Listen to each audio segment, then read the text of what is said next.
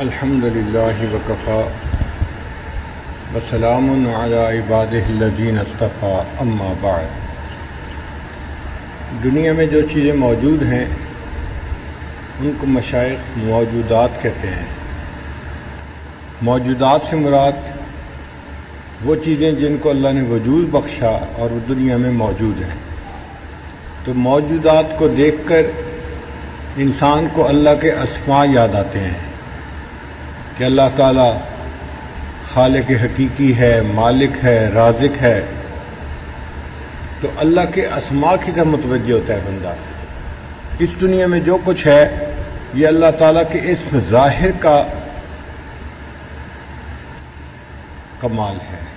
جو کچھ دنیا میں ہے، جو زیب و زینت نظر آتی ہے، وہ اللہ تعالیٰ کے اسم ظاہر کا کمال ہے۔ تو موجودات سے انسان کو اسماء کی طرف راستہ ملتا ہے، پھر اسماء سے انسان کو صفات کی طرف راستہ ملتا ہے کہ اللہ تعالیٰ اگر رحمان ہے تو اس کے اندر رحیمیت کی صفت موجود ہے، رحم کی صفت موجود ہے۔ تو اسماء سے راستہ کھلا صفات کی طرف، اور صفات خود نہیں رہ سکتی جب تک ذات نہ ہو، تو صفات سے پھر ذات کی طرف راستہ کھلتا ہے۔ تو موجودات سے راستہ کھلا اسماء کی طرف، اور اسماء سے راستہ کھلا صفات کی طرف، اور صفات سے راستہ کھلا ذات کی طرف۔ یوں ایک سالک اللہ تعالیٰ کی ذات تک پہنچتا ہے۔ چنانچہ آج کی حکم میں حضرت فرماتے ہیں دلّ بوجود آثار ہی علی وجود اسماء ہی، کہ اللہ تعالیٰ نے اپنے آثار اور مصنوعات کے وجود سے اپنے ناموں کے وجود پر رہنمائی فرمائی۔ دلّ بوجود آثار ہی علی وجود اسماء ہی وبوجود اسماء ہی علی ثبوت اوصاف ہی، اور اپنے ناموں کے ذریعے سے اللہ تعالیٰ نے اپنی صفات کی طرف رہنمائی فرمائی۔ باب ثبوت اوصاف ہی علی وجود ذات ہی، اور اپنی صفات کے ثبوت سے اللہ تعالیٰ نے ذات کے وجود کی طرف رہنمائی فرمائی۔ چنانچہ ایک عام آدمی کو موجودات سے اسماء کی طرف، اسماء سے صفات کی طرف، اور صفات سے ذات کی طرف بھیجا جاتا ہے، سیر کروائی جاتی ہے۔ اور کبھی کبھی اس کا الٹ بھی ہوتا ہے۔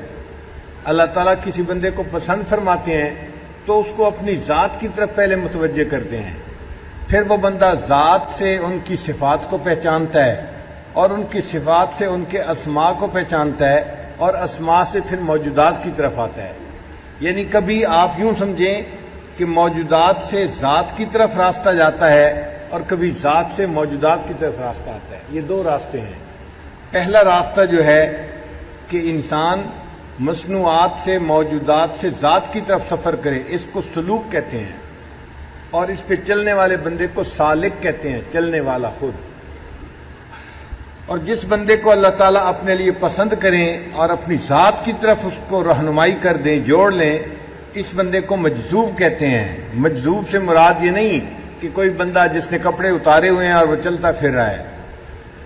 مجذوب سے مراد وہ بندہ جس کو اللہ نے جذب کے ذریعے سے اپنی ذات تک کھینچ لیا۔ جیسے مقناطیس لوہے کو کھینچ لیتا ہے، اللہ تعالیٰ بعض بندوں کو خود بخود اپنی طرف کھینچ لیتے ہیں۔ یہ اللہ تعالیٰ کا چناؤ ہے، اللہ کی دین ہے۔ بشر حافی رحمۃ اللہ علیہ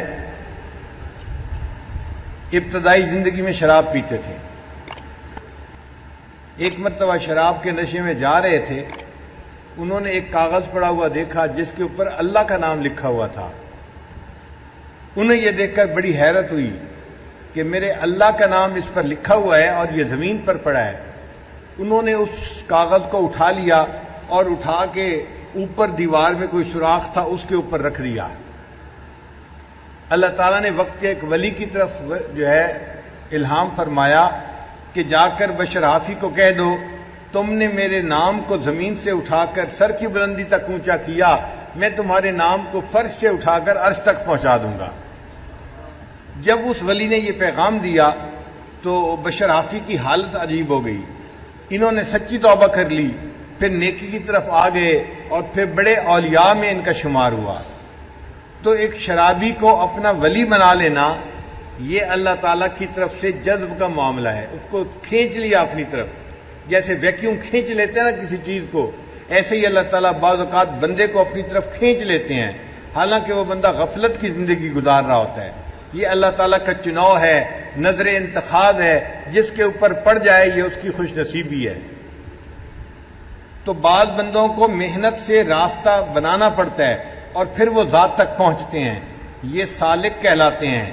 اور جن کو اللہ تعالیٰ خود اپنی طرف کھینچ لیتا ہے ان کو مجذوب کہتے ہیں. مگر ہر آدمی یا سالک مجذوب ہوتا ہے یا مجذوب سالک ہوتا ہے. ہر آدمی، دنیا کا ہر انسان یا سالک مجذوب ہوگا یا مجذوب سالک ہوگا. کیا معنی؟ اگر تو شروع میں وہ محنت کرے گا تو سالک بنا، لیکن جب اس کو اللہ کا وصل حاصل ہو گیا اب اس کو جذب بھی مل جائے گا تو سالک تھا، آخر پہ مجذوب بن گیا. اور جس کو اللہ نے شروع میں کھینچ لیا یہ مجذوب ہے، لیکن اب جب اس کو اللہ کی عظمتوں کا پتہ چلا تو یہ نہیں کہ یہ ہمیشہ مجذوب ہی رہے گا، پھر یہ خود بھی محنت کرتا ہے اللہ کو راضی کرنے کے لیے، تو اسے سلوک کی محنت کرنی پڑتی ہے. تو کبھی سالک مجذوب ہوتا ہے اور کبھی مجذوب سالک ہوتا ہے. یہ دو طرح کی تجلیات ہیں جن کی طرف اللہ تعالیٰ اپنے بندوں کو رہنمائی فرماتے ہیں. آپ اور آسان لفظوں میں یوں سمجھیں کہ ایک ہوتا ہے محب، چاہنے والا، اور ایک ہوتا ہے محبوب، جسے بندہ چاہے. تو جو سالک ہے وہ محب ہوتا ہے، اللہ کی طرف جاتا ہے، اللہ کے لیے محنت کرتا ہے، مجاہدہ کرتا ہے، یہ اللہ کا چاہنے والا ہوتا ہے. اور ایک بندہ وہ ہوتا ہے جس کو اللہ چاہتے ہیں، وہ محبوب ہوتا ہے، وہ مجذوب ہوتا ہے، اللہ اسے اپنی طرف کھینچ لیتے ہیں. تو بعض محب ہوتے ہیں اور بعض محبوب ہوتے ہیں. جو محب ہوتے ہیں ان کو مرید کہتے ہیں، ارادہ کر کے اللہ کی طرف جانے والے. جو محب ہوتے ہیں ان کو کیا کہتے ہیں؟ مرید کہتے ہیں. اور جو مجذوب ہوتے ہیں ان کو مراد کہتے ہیں، یہ اللہ کی مراد ہے. جیسے حضرت عمر رضی اللہ تعالیٰ عنہ کافر تھے اور نبی علیہ السلام کو شہید کرنے کی نیت سے چلے تھے، مگر اللہ نے ان کو ایمان عطا فرما دیا تو وہ مراد مصطفیٰ بن گئے. نبی علیہ السلام ان کے لیے دعا کرتے تھے، آپ کی دعا قبول ہو گئی اور اللہ نے ان کو ایمان کی دولت عطا فرما دی. تو بعض مرید ہوتے ہیں اور بعض مراد ہوتے ہیں. دو طرح کے لوگ ہوتے ہیں، بعض مرید ہوتے ہیں اور بعض مراد ہوتے ہیں. جو مرید ہوتے ہیں ان کے ساتھ معاملہ اور ہوتا ہے اور جو مراد ہوتے ہیں ان کے ساتھ معاملہ اور ہوتا ہے. آپ کا ایک دوست ہے، واجبی سا تعلق ہے، آپ کو بازار میں ملا، کہتا ہے میں نے آپ سے کچھ بات کرنی ہے، مجھے ٹائم چاہیے. آپ کہتے ہیں اچھا یار میرے گھر آ جانا ملاقات کے لیے، میں آپ کو ٹائم دے دوں گا. آپ اس کو ایڈریس دے دیتے ہیں اور گھر آنے کا وقت دے دیتے ہیں. اور بازار میں آپ کو ایک اور دوست ملا جو آپ کا بہت ہی قریبی دوست تھا، سکول میں آپ کا جگری یار تھا. آپ اس کا ہاتھ پکڑتے ہیں اور اسے کہتے ہیں یار میرے گھر چلو، ایک کپ چائے کا پیتے ہیں. اسے آپ خود اپنی گاڑی میں بٹھا کے اپنے گھر لاتے ہیں. پہلے کو ملاقات کے لیے ٹائم دیا اور راستہ دکھا دیا اور دوسرے کو ہاتھ پکڑ کے خود گھر پہنچا دیا. تو مرید کے ساتھ معاملہ اور ہوتا ہے، مراد کے ساتھ معاملہ اور ہوتا ہے. اس کی مثال یوں سمجھیں کہ حضرت موسیٰ علیہ السلام اللہ تعالیٰ کے مرید تھے، چاہنے والے تھے، ایک نبی علیہ السلام تھے، اولو العزم نبی تھے. اللہ تعالیٰ نے ان کو کوطور پہ بلایا اپنے دیدار کے لیے اور قرآن مجید میں فرمایا وَلَمَّا جَاءَ مُوسَىٰ لِمِيقَاتِنَا، جب موسیٰ علیہ السلام آئے ہماری ملاقات کے لیے. اور اللہ کے پیارے حبیب صلی اللہ علیہ وسلم اللہ تعالیٰ کے محبوب تھے، ان کو اللہ تعالیٰ نے جو عرش پہ بلایا معراج کے لیے تو اللہ تعالیٰ نے یہ نہیں کہا کہ وہ معراج پہ آئے، بلکہ یوں فرمایا سبحان الذی اسری بعبدہ لیلا من المسجد الحرام الی المسجد الاقصی، پاک ہے وہ ذات جو اپنے بندے کو ایک رات میں مسجد حرام سے مسجد اقصی تک جس نے پہنچا دیا. تو یہاں اپنی طرف منسوب کیا کہ ہم ان کو لے کے آئے چونکہ مراد تھے، اور وہاں کہا کہ وہ ہمیں ملنے کے لیے آئے اس لیے کہ وہ مرید تھے. حضرت موسیٰ علیہ السلام کے بارے میں اللہ فرماتے ہیں کہ انہوں نے یہ دعا مانگی رب اشرح لی صدری، اللہ مجھے شرح صدر عطا فرما دیجئے. تو دعا مانگ رہے ہیں چونکہ مرید ہیں. اور نبی علیہ الصلوۃ والسلام چونکہ مراد تھے، اللہ ان کو فرماتے ہیں الم نشرح لک صدرک، اے محبوب کیا ہم نے آپ کو شرح صدر نہیں عطا فرما دیا؟ تو محب کے ساتھ معاملہ اور ہوتا ہے اور محبوب کے ساتھ معاملہ اور ہوتا ہے۔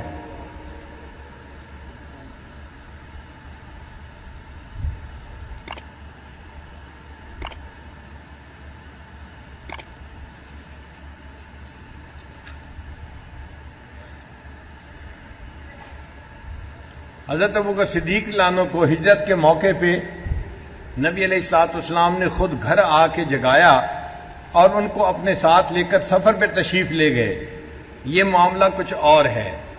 اور حضرت علی رضی اللہ عنہ گھر میں موجود تھے، ان کو نبی علیہ السلام نے اپنے بستر پہ سلا دیا اور کہا، فرمایا کہ کچھ امانتیں ہیں لوگوں کی، ان کو واپس کرنی ہے، آپ میرے بستر پہ سوئیں، جب صبح جاگیں تو ان لوگوں کو امانتیں پہنچا کے آنا۔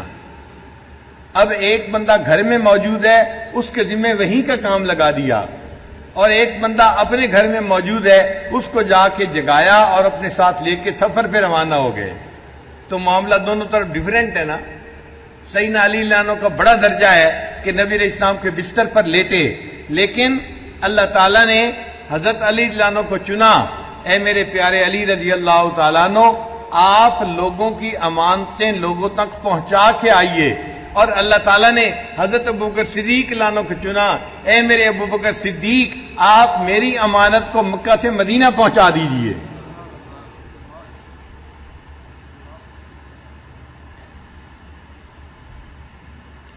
راہ سلوک میں دونوں قسم کی تجلیات سے گزرنا پڑتا ہے، کبھی جذب کی تجلیات سے اور کبھی سلوک کی تجلیات سے، کبھی شروع میں جذب بعد میں سلوک، اور کبھی اس کا برعکس ہوتا ہے۔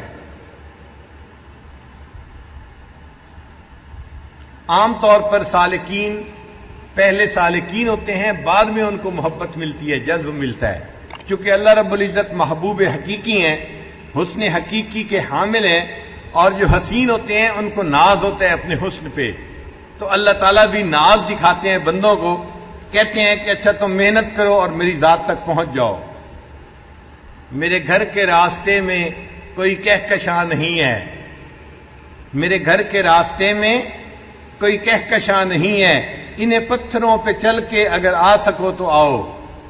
اے میرے بندو، تمہیں میرے تک آنے کے لیے محنت کرنی پڑے گی، اپنا جذبہ دکھانا پڑے گا، اپنے آپ کو مجاہدے کی بھٹی میں ڈالنا پڑے گا، تب تم میرے تک پہنچ سکو گے۔ ہم حسن حقیقی والے ہیں، ہمیں کسی کی پرواہ نہیں ہے، لوگ ہمارے طالب ہیں، تو جو ہم تک آنا چاہے وہ ہمارے تک پہنچ جائے۔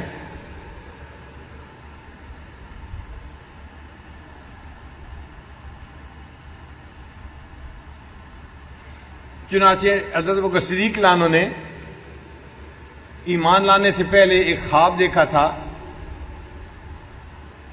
نبی علیہ الصلوۃ والسلام کی نبوت کے بارے میں۔ اس وقت وہ شام میں تھے، تو بڑے حیران ہوئے کہ کسی بندے نے نبوت کا دعویٰ کیا ہے اور میں نے خواب میں اس کے دعوے پر لبیک کہی ہے اور اس پر میں ایمان لے آیا ہوں۔ پھر جب مکہ مکرمہ آئے تو نبی علیہ الصلوۃ والسلام نے نبوت کا اظہار فرمایا، تو ابوبکر صدیق لانو نے فوراً بات کو قبول کر لیا، فوراً بات کو مان لیا۔ پھر ایک مرتبہ بیٹھے ہوئے تھے تو ابوبکر صدیق لانو نے پوچھا، اے اللہ کے حبیب صلی اللہ علیہ وسلم، میں آپ پر ایمان تو لے آیا ہوں، لیکن میں ویسے ہی معلوم کرتا ہوں وَلَٰكِن لِيَطْمَئِنَّ قَلْبِي، جیسے ابراہیم علیہ السلام نے کہا تھا کہ آپ کی نبوت کی دلیل کیا ہے۔ تو جب انہوں نے پوچھا کہ آپ کی نبوت کی دلیل کیا ہے، تو نبی علیہ السلام نے فرمایا، میری نبوت کی دلیل وہ خواب ہے جو تم نے شام میں دیکھا تھا۔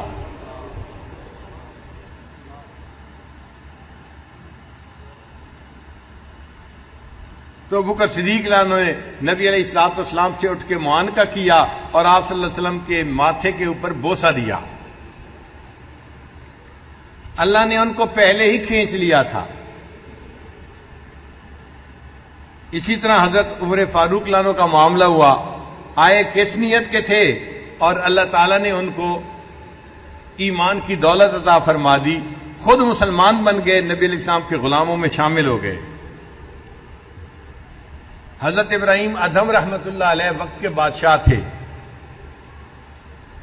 مگر اللہ تعالیٰ نے ان کو اپنی طرف کھینچا، اور اس کو کھینچنے کے لیے 2-3 واقعات پیش آئے۔ واقعات بھی بڑے عجیب تھے۔ ایک واقعہ یہ پیش آیا کہ اس زمانے میں جب ان کا بستر بنایا جاتا تھا تو روم فریشنر تو ہوتے نہیں تھے، تو پھولوں کی پتیاں منگا کے، گلاب کے پھولوں کی، وہ بستر کے دائیں طرف بھی بچھا دی جاتی تھیں اور بائیں طرف بھی بچھا دی جاتی تھیں، تاکہ بادشاہ سلامت دائیں کروٹ لیں تو ادھر خوشبو آئے اور بائیں کروٹ لیں تو ادھر سے خوشبو آئے۔ اس کو پھولوں کی سیج کہا جاتا تھا۔ اب گھر کی ایک نوکرانی کے ذمہ تھا، وہ روزانہ بادشاہ کی سیج تازہ پھولوں سے بنایا کرتی تھی۔ ایک مرتبہ اس نے سیج بنائی اور اس کے دل میں خیال آیا، میں ذرا دیکھوں تو صحیح کہ یہ کیسی لگتی ہے۔ وہ اس بستر کے اوپر لیٹ گئی۔ اللہ کی شان، کام کی وجہ سے تھکی ہوئی تھی اور اس کو نیند آ گئی، تو وہ بے خبر سو رہی ہے۔ ادھر ابراہیم ادھم رحمت اللہ علیہ کے سونے کا وقت آیا، وہ اپنے کمرے میں داخل ہوئے۔ انہوں نے دیکھا کہ ان کے بستر پر ان کی ایک نوکرانی لیٹی ہوئی ہے، تو بڑا غصہ آیا، میرے بستر پر گھر کی نوکرانی، اس کی جرأت کیسے ہوئی؟ چنانچہ یہ آئے اور غصے میں انہوں نے اس کے بال پکڑ کے اس کو کھینچ کے اٹھایا اور اس کے منہ پہ 2 تھپڑ لگائے۔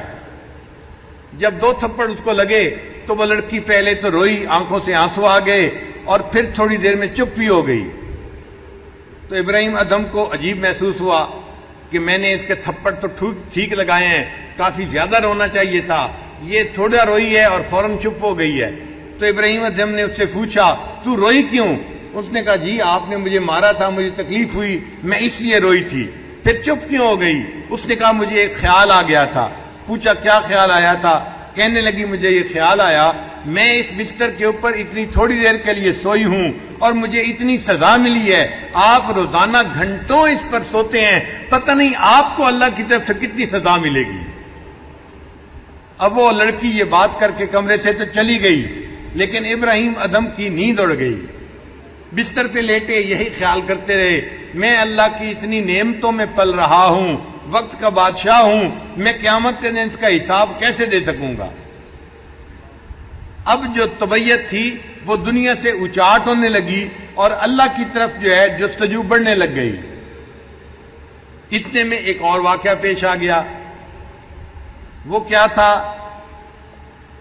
کہ اپنے دربار میں بیٹھے ہوئے تھے، ایک نوجوان دربار میں داخل ہوا اور اس نے دربار کا جو دربان تھا اس کا کوئی خیال نہیں کیا کہ سیکورٹی گارڈ سے پوچھتا، اجازت لیتا۔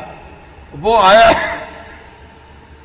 اور سیدھا بادشاہ کے تخت کے پاس آ کے کھڑا ہو گیا۔ ابراہیم ادھم کو بڑا غصہ آیا کہ یہ کیسا نوجوان ہے، نہ اس نے گارڈ سے پوچھا، نہ اجازت لی، نہ مجھے سلام کیا، آیا ہے اور سیدھا آ کے میرے تخت کے پاس کھڑا ہو گیا۔ تو ابراہیم رحمت اللہ علیہ نے اس سے پوچھا کہ اے نوجوان، تجھے پتہ نہیں تو کہاں آیا ہے؟ وہ کہنے لگا، جی میں سرائے میں آیا ہوں۔ سرائے کہتے ہیں موٹل کو، جہاں کرائے کے لیے بندہ کمرہ لیتا ہے، رات گزارتا ہے پھر چلا جاتا ہے، اس کو سرائے کہتے ہیں۔ اس نے کہا، جی میں تو سرائے میں آیا ہوں، اور غصہ آیا، یہ میرا دربار ہے، تم اس کو سرائے کہہ رہے ہو؟ اس نے کہا کہ بادشاہ سلامت، آپ سے پہلے یہاں کون تھے؟ کہ میرے باپ تھے۔ ان سے پہلے کون تھے؟ ان کے باپ تھے۔ اچھا، آپ کے دادا تھے، پھر آپ کے والد بادشاہ بنے، اور آج آپ بادشاہ بنے ہیں، کل آپ کی اولاد میں سے کوئی بادشاہ بنے گا، تو بادشاہ سلامت سرائے تو اسی کو کہتے ہیں نا، ایک آئے جگہ کو یوز کرے چلا جائے، پھر دوسرا آئے، پھر تیسرا آئے۔ پہلے بھی اسی طرح تھا، آپ کے دادا نے اس دربار کو استعمال کیا، چلا گیا، پھر آپ کے والد آ گئے، چلے گئے، اب آپ ہیں، ایک دن آئے گا آپ بھی یہاں سے چلے جائیں گے۔ یہ کہہ کے وہ لڑکا واپس چلا گیا۔ تو ابراہیم رحمت اللہ علیہ کے دل میں ایک دوسرا خیال آیا کہ میں نے جس کو بادشاہت سمجھا ہوا ہے یہ تو عارضی اور فانی چیز ہے، ایک نہ ایک دن مجھے چھوڑنی پڑے گی۔ تو دل دنیا سے اور ٹھنڈا ہو گیا۔ پھر ایک آخری واقعہ پیش آیا۔ رات کو اپنے بستر پہ سوئے ہوئے تھے، چھت کے اوپر کسی کے چلنے کی آواز آئی۔ آج کل تو کنکریٹ کی چھتیں ہوتی ہیں، اوپر اگر کوئی چلے تو نیچے آواز نہیں آتی. اس وقت چھتیں جو ہیں وہ لکڑی کی ہوتی تھیں, سرکنڈے کی ہوتی تھیں. اوپر کوئی چلتا تھا تو نیچے آواز آتی تھی. ان کو نیچے آواز آئی کوئی چھت پہ چل رہا ہے, یہ باہر نکلے اور باہر نکل کے آواز دی, چھت پہ کون ہے؟ آواز آئی میں تیرا دوست ہوں. بڑے حیران ہوئے.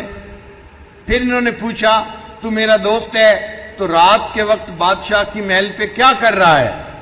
آواز آئی میں اپنا اونٹ تلاش کر رہا ہوں. اور حیران ہوئے, رات کے وقت بادشاہ کے محل کی چھت پر اونٹ ڈھونڈتے پھر رہے ہو. آواز آئی یہ اتنی حیران کن بات نہیں ہے جتنی تم اسی محل کی زندگی میں رہتے ہوئے اللہ کو ڈھونڈتے پھر رہے ہو, یہ زیادہ حیران کن بات ہے. تو دل میں خیال آ گیا اگر مجھے اللہ کو پانا ہے تو اس مجھے ظاہری مصروفیت سے نکلنا پڑے گا. چنانچہ انہوں نے بادشاہت کی زندگی کو چھوڑا اور ایک جگہ اللہ والوں کی بستی تھی وہاں گئے, اور جب وہاں سے لوٹے تو ابراہیم ادھم بن چکے تھے. پھر انہوں نے بیت اللہ جانے کا ارادہ کیا کہ میں عمرے کے لیے جاتا ہوں, اور اللہ کی شان کے دل میں اللہ کی محبت اتنی بھر گئی تھی, ایک قدم اٹھاتے تھے مصلی بچھا کے 2 رکعت نفل پڑھتے تھے, پھر آگے مصلی بچھاتے تھے پھر 2 رکعت نفل پڑھتے تھے. ہر قدم پر 2 رکعت نفل پڑھتے پڑھتے 1.5-2 سال کی مدت میں یہ بیت اللہ شریف پہنچے. وہاں جا کے طواف کیا اور مقام ابراہیم پہ 2 رکعت نفل پڑھ کے دعا مانگی, اے اللہ تیرے بندے تو پاؤں کے ذریعے چل کے تیرے گھر کی طرف آتے ہیں, اللہ میں تو پلکوں کے بل چل کے تیرے گھر کی طرف آیا ہوں. اللہ کے چاہنے والے کیسے کیسے دنیا میں گزرے ہیں. واقعی جس نے ہر قدم پہ سجدہ کیا ہو وہ کہہ سکتا ہے کہ اللہ میں تو پلکوں کے بل چل کے آپ کے گھر کی طرف آیا ہوں.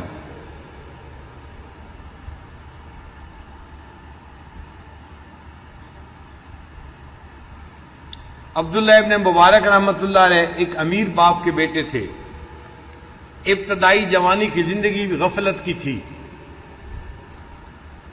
ماں باپ دعائیں مانگتے تھے, دونوں ماں باپ بڑے نیک تھے, مگر بچہ اپنے ماں باپ کی بات سنتا ہی نہیں تھا. مال پیسے کی فراوانی تھی اور یہ گناہوں میں لگے ہوئے تھے. شباب کے کاموں سے فرصت ہی نہیں تھی ان کو.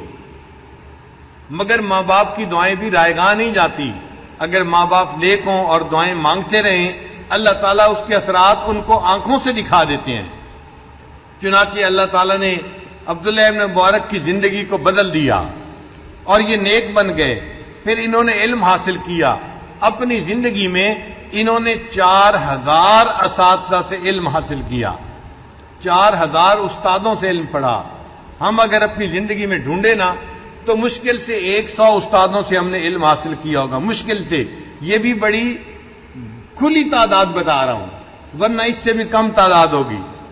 تو ہم نے 100 استادوں سے علم حاصل کیا, انہوں نے 4000 استادوں سے علم حاصل کیا, اور اللہ کی شان کے وقت کے بڑے محدث بنے. آج کے جو محدث ہیں وہ پڑھاتے ہیں, ان کی کلاس میں 50 بندے, 100 طالب علم, 200 طالب علم, 800 طالب علم یا 1400-1500 طالب علم ہوتے ہیں.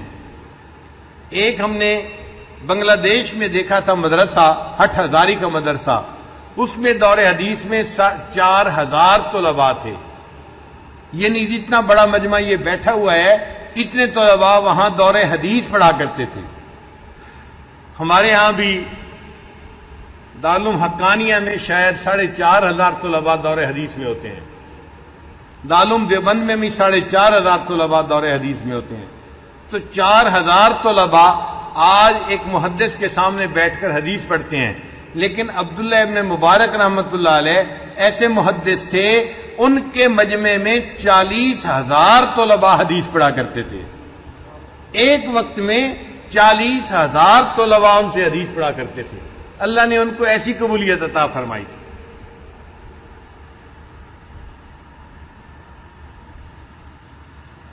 ان کو بھی اللہ تعالیٰ نے ابتدا میں اپنی طرف کھینچا, وہ کھینچے اور بعد میں پھر انہوں نے خوب مجاہدہ کیا. تو کبھی بندہ سالک ہوتا ہے اور بعد میں مجذوب بنتا ہے, کبھی پہلے مجذوب ہوتا ہے اور بعد میں سالک بنتا ہے. یہ دونوں طرح کی تجلیات سے بندے کو گزرنا پڑتا ہے. امام ربانی مجدد ثانی رحمۃ اللہ فرماتے ہیں جان لے کہ اس راستے کے سالک دو حال سے خالی نہیں، مرید ہیں یا مراد۔ اگر مراد ہیں تو خوبی ہے ان کے لیے، کشش و محبت کے طریق سے ان کو کھینچ کھینچ کر لے جائیں گے اور اعلیٰ مطلب تک پہنچا دیں گے، اور جو ادب کے درکار ہوگا وساطت یا بلا وساطت ان کو سکھا دیا جائے گا۔ اگر کوئی لفزش واقع ہوگی تو ان کو آگاہ کر دیں گے اور اس پر گرفت نہ کریں گے، اور اگر پیر ظاہر کی حاجت ہوگی تو ان کی کوشش کے بغیر اس دولت کی طرف رہنمائی الحمدللہ یرحمک اللہ یغفر اللہ۔ حاصل کلام یہ کہ اللہ رب العزت کی عنایت ازلی ان بزرگواروں کے حال کی کفیل ہے، بذریعہ سبب یا بے سبب ان کے کام کو پورا کر دیں گے۔ اللہ ان کو چن لیتا ہے، اور اگر مرید ہیں تو ان کا کام بغیر واسطہ پیر کامل مکمل کے دشوار ہے۔ ان کے لیے ایسا پیر چاہیے جو جذبہ و سلوک کی دولت سے مشرف ہوا ہو اور فنا و بقا کی سعادت سے بہرور ہو، اور سیر اللہ، سیر فی اللہ، سیر ان اللہ اور سیر فی الاشیاء کو تمام کیا ہوا ہو۔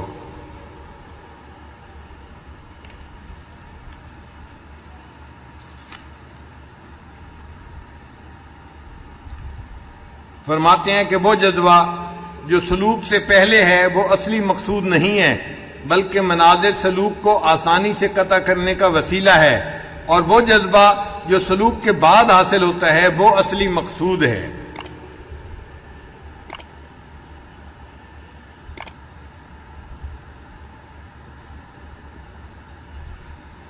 ایک اور جگہ فرماتے ہیں، جاننا چاہیے کہ ان مقامات کا تفصیل و ترتیب مقصود سے حصول سالک مجذوب کے ساتھ مختص ہے، اور مجذوب سالک کے لیے ان مقامات کا طے کرنا بطریق اجمال ہے، کیونکہ اس کو عنایت ازلی نے محبت میں گرفتار کر لیا ہے کہ جس کے سبب سے وہ ان مقامات کی تفصیل میں مشغول نہیں ہو سکتا۔ اس محبت کے ضمن میں ان مقامات اور ان منازل کا خلاصہ بدرجہ اتم اس کو حاصل ہے جو صاحب تفصیل کو حاصل نہیں ہوا۔ جذب کے بعد مجاہدے کا وقت دگنی ترقی کا وقت ہوتا ہے، مایوسی کا وقت نہیں ہوتا۔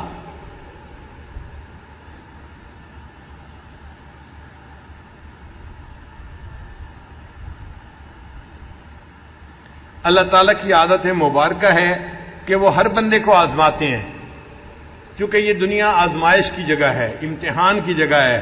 ہر بندے کو آزمایا جاتا ہے، چاہے وہ بندہ سالک ہو یا وہ بندہ مجذوب ہو۔ آپ دیکھیے نبی علیہ السلام اللہ کے محبوب ہیں، لیکن اللہ تعالیٰ نے ان کو بھی آزمایا۔ مشرکین مکہ نے 3 سوال پوچھے تھے اور نبی علیہ السلام نے فرما دیا میں کل اس کا جواب دوں گا، تو وہی کتنے دن بند رہی؟ 15 دن بند رہی۔ اب نبی علیہ السلام کے دل پہ کیا گزری ہوگی؟ ادھر وعدہ کیا ہوا ہے اور لوگ تانے دے رہے ہیں، اور نبی علیہ السلام پر وہی آ نہیں رہی، تو نبی علیہ السلام کے دل پہ بہت صدمہ تھا اس بات کا۔ اسی طرح کے کئی مرتبہ حالات آئے، چنانچہ جب شروع میں وہی اتری تو نبی علیہ السلام نے مکہ کے لوگوں کو جمع کر کے ان کو دین کی طرف دعوت دی، یا ایھا الناس قولوا لا الہ الا اللہ تفلحون۔ اب جب نیا ایک کام آیا تو لوگوں نے انکار کیا، بعض نے اقرار کر لیا۔ جنہوں نے اقرار کیا تھا وہ تو آپ صلی اللہ علیہ وسلم کے غلاموں میں شامل ہو گئے، جنہوں نے انکار کیا تھا وہ بھی تو رکھتے تھے اب پیغام کیا اترا، اب وحی کیا آئی۔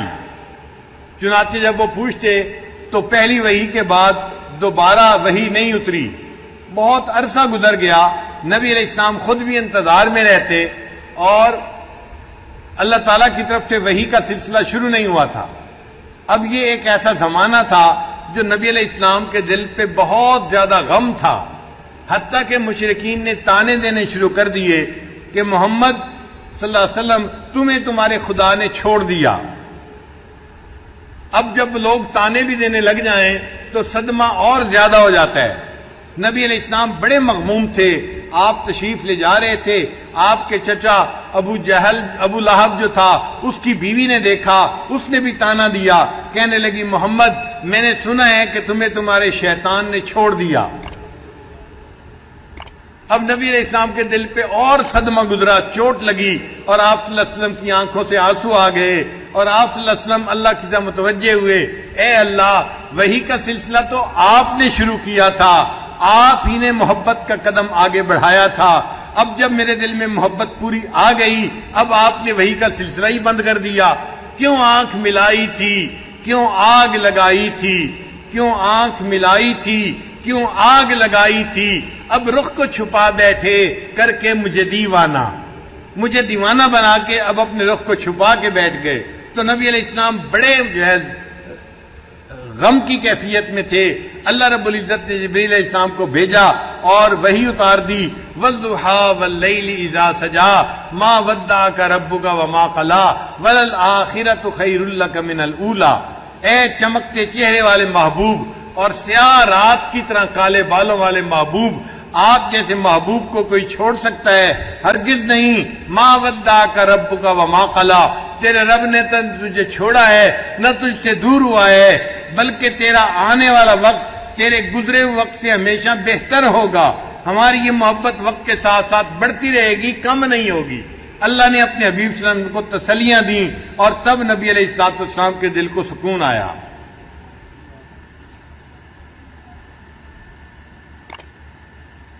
اس لیے جب اللہ تعالیٰ کی طرف سے عنایات ہوتی ہیں بندے کے اوپر، اس کو کہتے ہیں بست کی حالت، اور جب اللہ تعالیٰ کی طرف سے بندے پر امتحان ہوتا ہے اس کو کہتے ہیں قبض کی حالت۔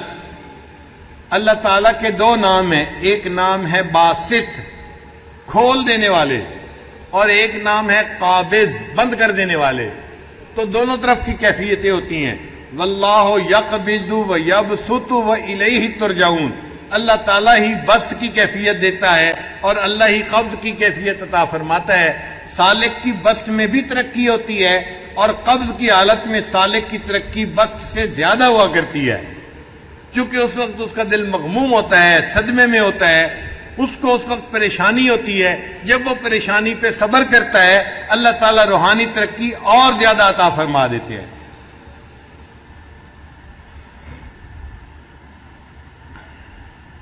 حدیث مبارکہ میں ہے، حدیث قدسی، انا عند منکسرۃ القلوب، اللہ فرماتے ہیں کہ میں ٹوٹے ہوئے دلوں میں ہوتا ہوں۔ جب کسی بندے کا دل ٹوٹتا ہے تو میں اس ٹوٹے ہوئے دل میں ہوتا ہوں۔ تو مغموم بندے کے دل میں اللہ تعالیٰ اپنی تجلی فرماتے ہیں، اپنی خاص نظر فرماتے ہیں۔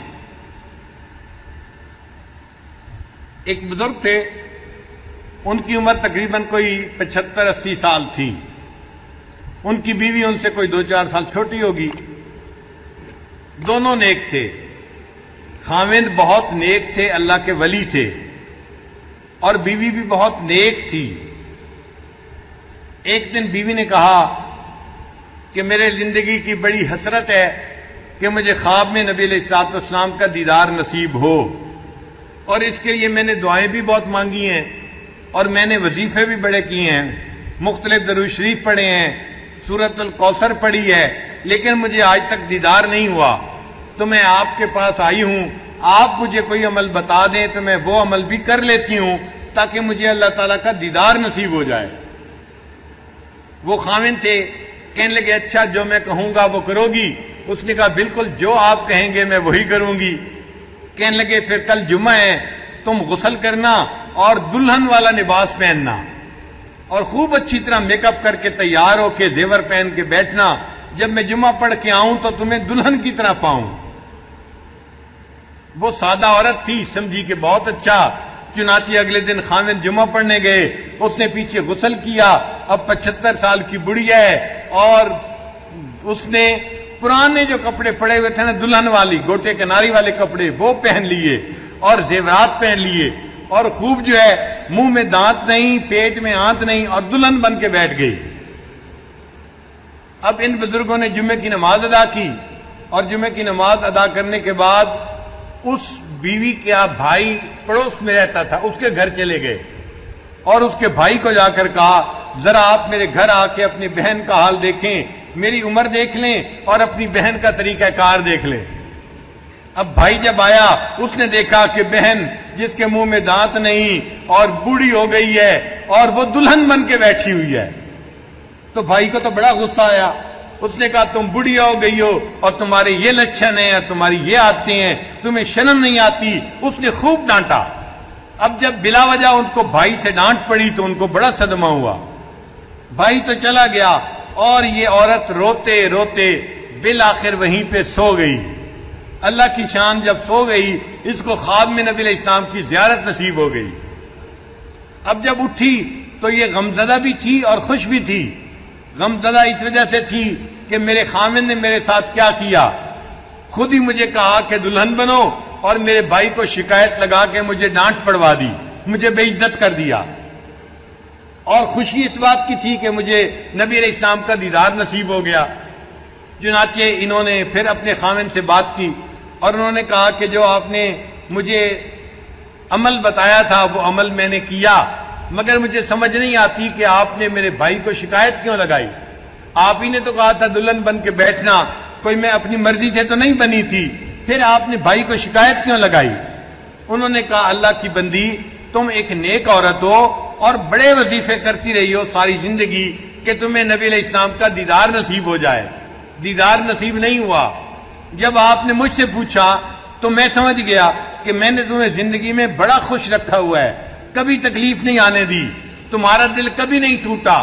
جب تمہارے اوپر کوئی صدمہ آئے گا اور تمہارا دل ٹوٹے گا پھر اللہ کو رحمت آئے گی اور اللہ تعالیٰ تمہاری خواہش کو پورا کر دیں گے. اس لیے میں نے کہا کہ دلہن بن کے بیٹھنا اور تمہارے بھائی کو شکایت لگا دی, وہ آ کے تمہیں ڈانٹے اور تمہیں اس پہ افسوس ہو اور تمہارے دل کو صدمہ ہو. تو میں نے تو صدمے کا ہیلا کیا تھا, اللہ نے میری بات کو قبول کر لیا. صدمہ تو ملا مگر تمہیں نبی علیہ السلام کا دیدار بھی نصیب ہو گیا. تو انسان جب قبض کی حالت میں ہوتا ہے تو پھر اس پر اللہ تعالیٰ کی رحمت کی نظر بھی پہلے کی نسبت زیادہ ہو جاتی ہے اور اس کی ترقی زیادہ ہوتی ہے.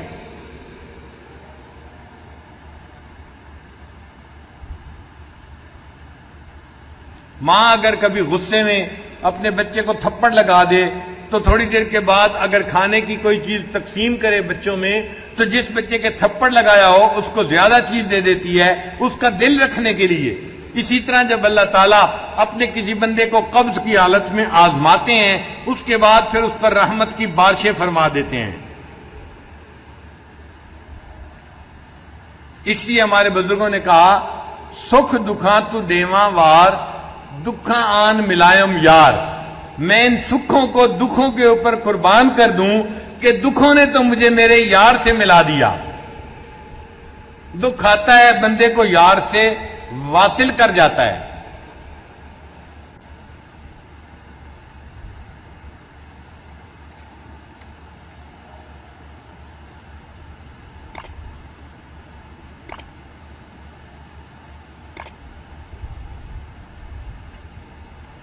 ہمارے سلسلہ نقشبندیہ کے بزرگ تھے خواجہ بہاؤدین نقشبند بخاری رحمت اللہ علیہ.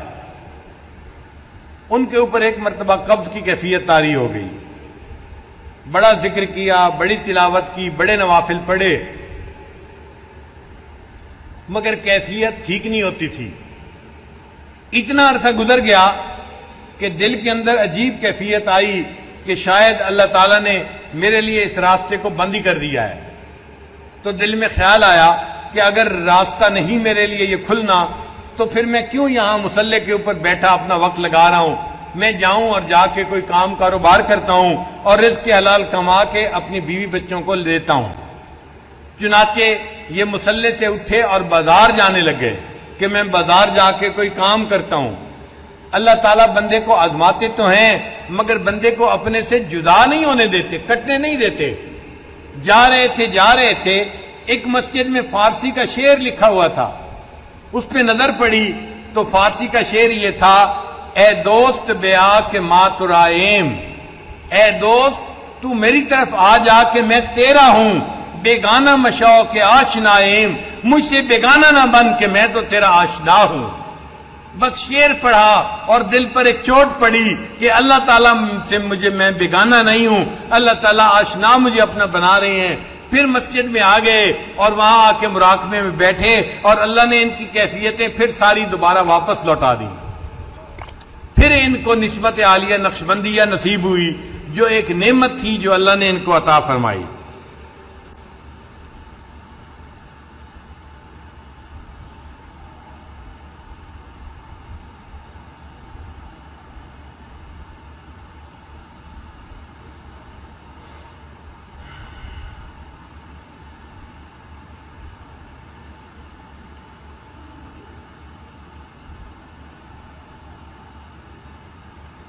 تو ایک راستہ انابت اللہ کا راستہ ہے، انابت اللہ کا راستہ سلوک کے راستے کو کہتے ہیں، اور ایک راستہ اجتبائیت کا ہے کہ اللہ تعالیٰ بندے کو خود اپنی طرف متوجہ کر لیتے ہیں۔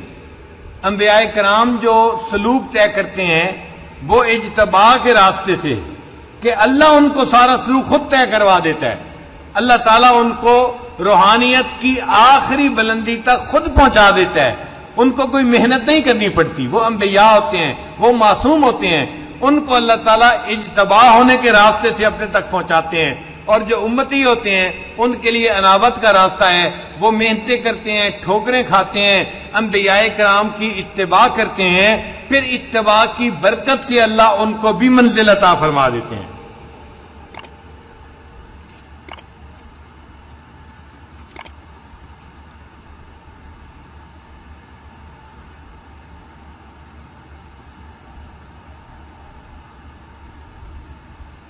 چنانچہ انابت والے جو مجاہدے کرتے ہیں تو ان کی محنت محبوب کے وصل کے حصول کے لیے ہوتی ہے، اور جو اجتباع کے راستے پر ہوتے ہیں وہ جو محنتیں کرتے ہیں وہ محنت شکر کے طور پر ہوتی ہے کہ اللہ نے اپنی رحمت سے ان کو وصل عطا فرما دیا، اب اس کے اوپر وہ اللہ کا شکر ادا کر رہے ہوتے ہیں اور محنت اور مجاہدہ کر رہے ہوتے ہیں۔ تو دونوں طرح کے مجاہدوں میں زمین آسمان کا فرق ہے۔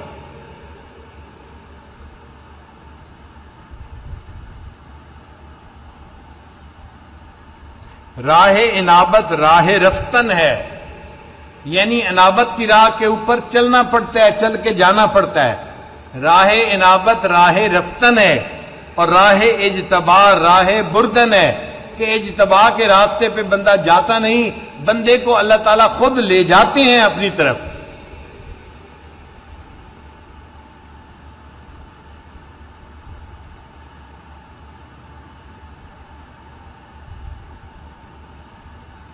حضرت مجدد ثانی رحمۃ اللہ اپنے مکتوبات میں لکھتے ہیں کہ سلسلہ عالیہ نقشبندیہ کے جو سالک ہوتے ہیں وہ مراد ہوتے ہیں، اور دوسرے سالکین وہ مرید ہوتے ہیں، دوسرے سالکین مرید ہوتے ہیں، اور سلسلہ عالیہ نقشبندیہ کے سالکین مراد ہوتے ہیں۔ حضرت خواجہ نقشبند بخاری رحمۃ اللہ فرماتے تھے ہم فضلی ہیں، یعنی ہمارے اوپر اللہ کا فضل ہو گیا ہے اور اس نے ہمیں اپنی طرف متوجہ کر لیا ہے، اس لیے ہمارے سلسلے کے سالک کو کوئی نفس کے مجاہدے زیادہ نہیں کرنے پڑتے، فقط قلب کے اوپر ذکر کرتے ہیں، اور قلب پر ذکر کے صدقے اللہ تعالیٰ اس کو شریعت کی اتباع نصیب کر دیتے ہیں۔ حق جل والا کی نسبت فضلی ہم کو حاصل ہے، بے شک جب تک اس کا فضل شامل حال نہ ہو دوسروں کی نہایت اس کی بدایت میں کس طرح مندرج ہو سکتی ہے۔ تو ہمارے مشائخ پر اللہ تعالیٰ کی خصوصی رحمتیں کہ اس نے ان کے اوپر ایک آسان راستہ کھولا۔ یہ جو سلسلہ عالیہ نقشبندیہ کا راستہ ہے اس کو مجدد ثانی رحمۃ اللہ علیہ اللہ تعالیٰ تک پہنچنے کا چور دروازہ کہتے ہیں۔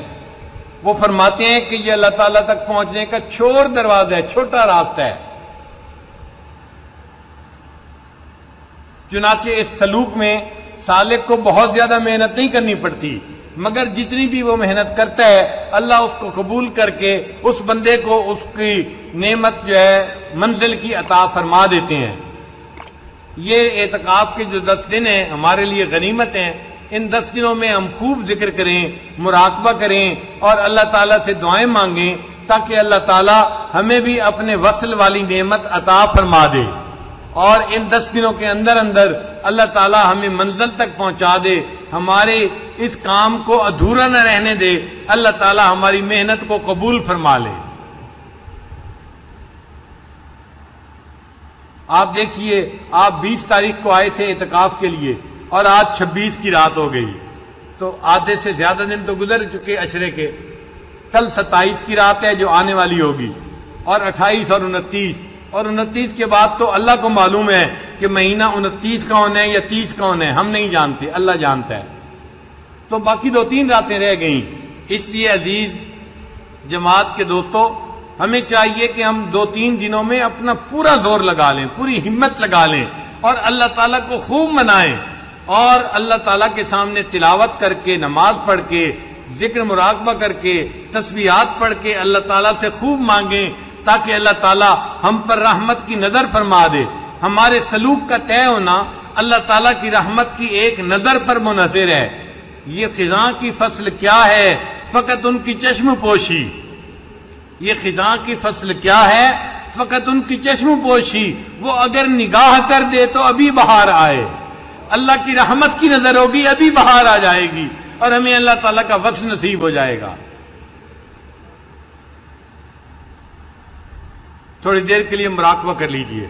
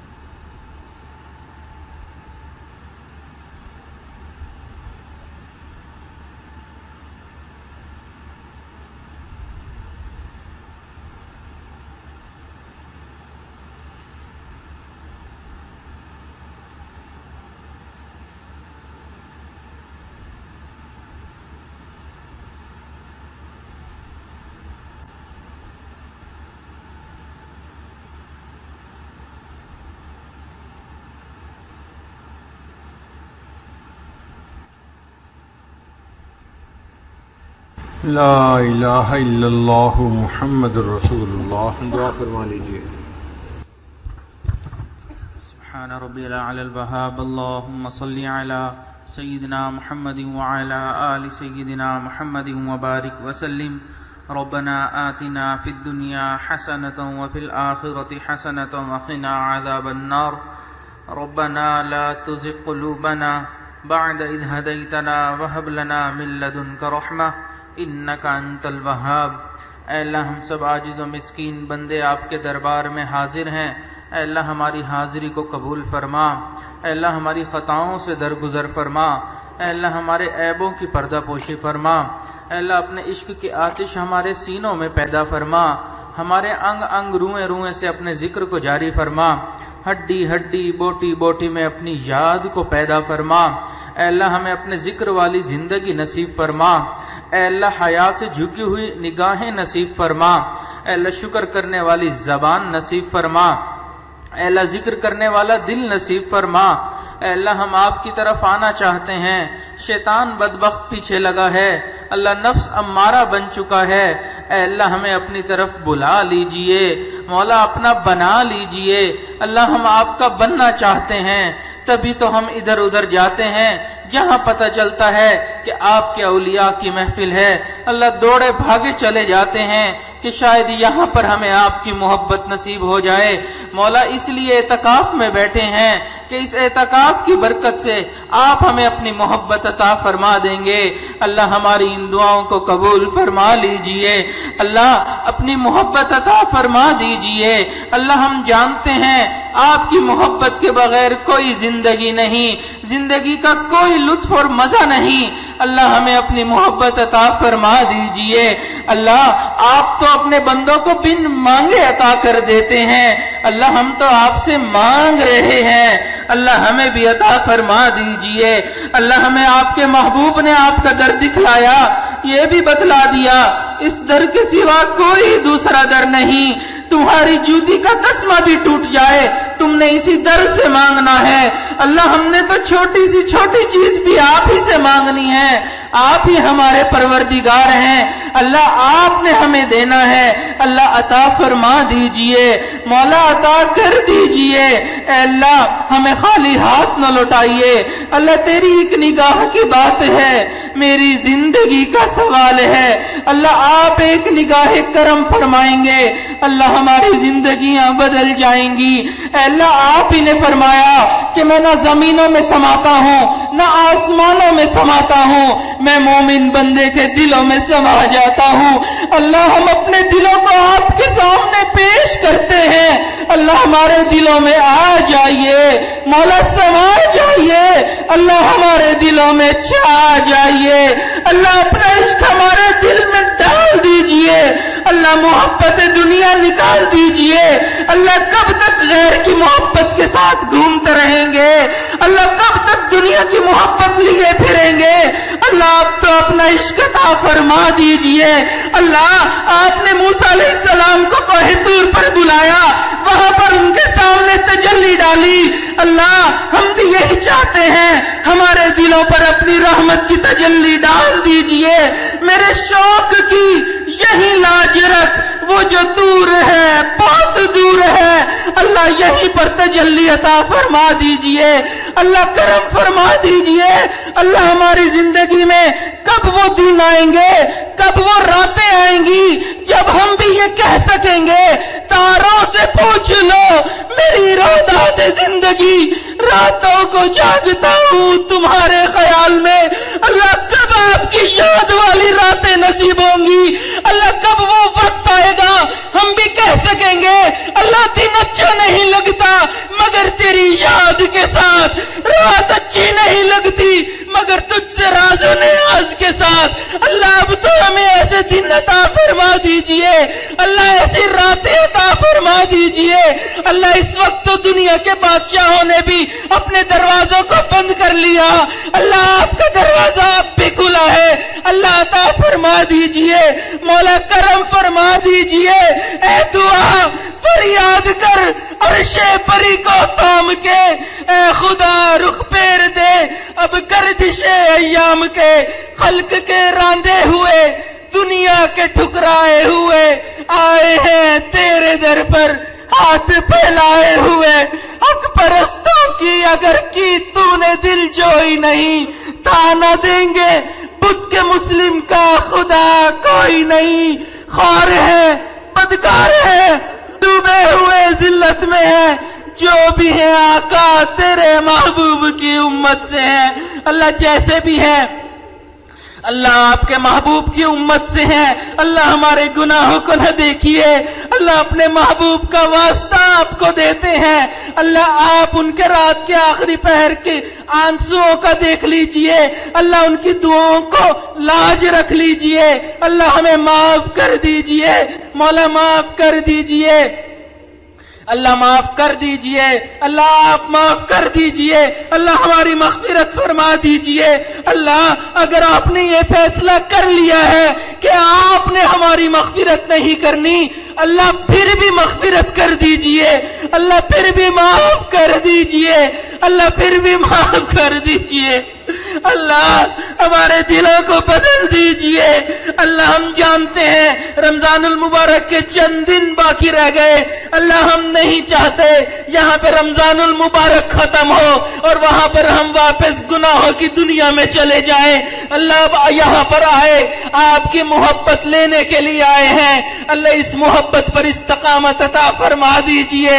اللہ اس محبت کے ساتھ جینا عطا فرما دیجئے، اللہ اسی محبت پر مرنا عطا فرما دیجئے، اللہ اسی محبت کے ساتھ اپنے سامنے کھڑا ہونا نصیب فرما دیجئے، اللہ ہم جانتے ہیں ہم بہت گنہگار ہیں، ہم جانتے ہیں ہم بڑے بڑے مقامات کے قابل نہیں، لیکن اللہ آپ کی رحمت کو دیکھتے ہیں، مانگنے کو دل چاہتا ہے، اللہ ہم نے اپنے بڑوں سے سنا ہے قیامت والے دن کچھ لوگ آپ کے سامنے کھڑے ہوں گے، آپ ان کو دیکھ کر مسکرائیں گے، وہ آپ کو دیکھ کر مسکرائیں گے، اللہ ہمیں بھی ان لوگوں میں شامل فرما لیجئے جب آپ کے سامنے پیشی ہو، اللہ آپ ہمیں دیکھ کر مسکرائیے، ہم آپ کو دیکھ کر مسکرائیں، ایک آواز آئے یا ایتھا النفس المطمئنہ ارجعی الی ربک راضیۃ مرضیہ فادخلی فی عبادی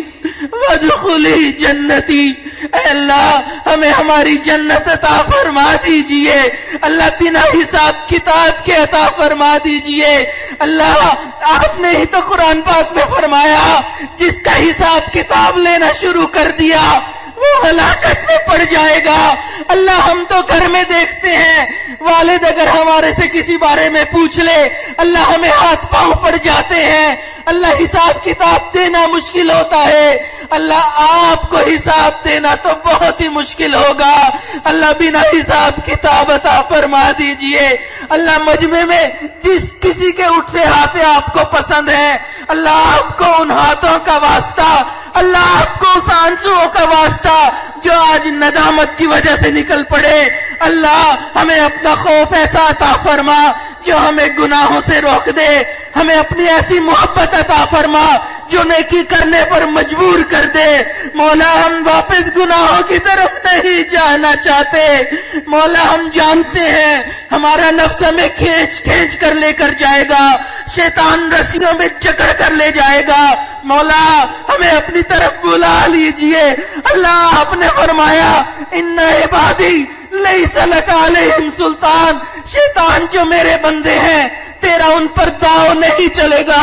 اللہ ہمیں اپنے ان عبادی بندوں میں شامل فرما لیجئے، اللہ اپنے بندوں میں شامل فرما لیجئے، اللہ ہمارے اٹھے ہوئے ہاتھوں کو قبول فرما لیجئے۔ اے اللہ آپ نے فرمایا مجھ سے مانگو میں تمہاری دعاؤں کو قبول کروں گا۔ اللہ ہم نے جو دعائیں آج تک مانگی اللہ اپنی رحمت سے قبول فرما لیجئے، اللہ ہمارے گناہوں کو نیکیوں میں تبدیل فرما لیجئے۔ اے اللہ یہاں سے جو کچھ حاصل کیا اے اللہ مرتے دم تک اس کی حفاظت کرنے کی توفیق عطا فرما دیجئے۔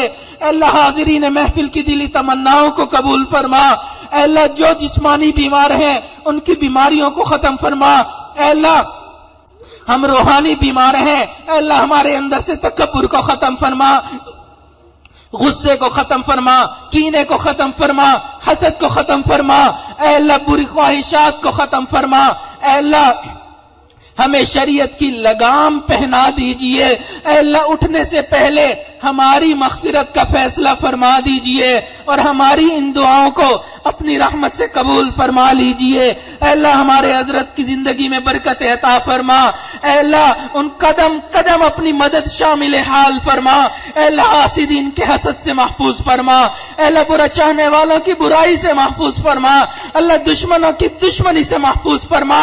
اے اللہ ہم جانتے ہیں آپ نے نبوت کا دروازہ بند کر دیا، آپ نے صحابیت کا دروازہ بھی بند کر دیا، اب کوئی نبی نہیں آئے گا، اب کوئی صحابی نہیں بن سکتا، لیکن اللہ آپ نے ولایت کا دروازہ کھلا رکھا ہے۔ اللہ ولایت میں جو بلند ترین مقام آپ دے سکتے ہیں اللہ ہم دعا کرتے ہیں اللہ ہمارے حضرت کو عطا فرما دیجئے، اللہ قرآن پاک کے معارف عطا فرما دیجئے، اے اللہ قرآن پاک کے وہ الفاظ اے اللہ جن کا علم آپ کے پاس ہے آپ نے اپنے خاص بندوں کو عطا فرمایا، اے اللہ حروف مقطعات کے سارا علم اللہ ہمارے حضرت کے سینے میں ودیعت فرما دیجئے، اے اللہ ان کو بلند ترین مقامات عطا فرما دیجئے، اللہ ان کی برکت سے ہمارے بھی گناہوں کو معاف فرما دیجئے، اللہ دنیا میں جہاں کہیں ان سے محبت کرنے والے ہیں اللہ ان کی بھی مغفرت فرما دیجئے، اے اللہ ان کے چاہنے والوں کی بھی مغفرت فرما دیجئے، اور ہمارے ان اٹھے ہوئے ہاتھوں کو اللہ اپنی رحمت سے قبول فرما، اللہ جو کچھ مانگنا چاہیے تھا نہیں مانگ سکے اللہ آپ جانتے ہیں، اللہ ہمیں وہ بھی عطا فرما اور ہماری ان دعاؤں کو اپنی رحمت سے قبول فرما۔ وصلی اللہ تعالی علی خیر خلقہ سیدنا محمد وعلی آلہ واصحابہ اجمعین برحمتک یا ارحم الراحمین۔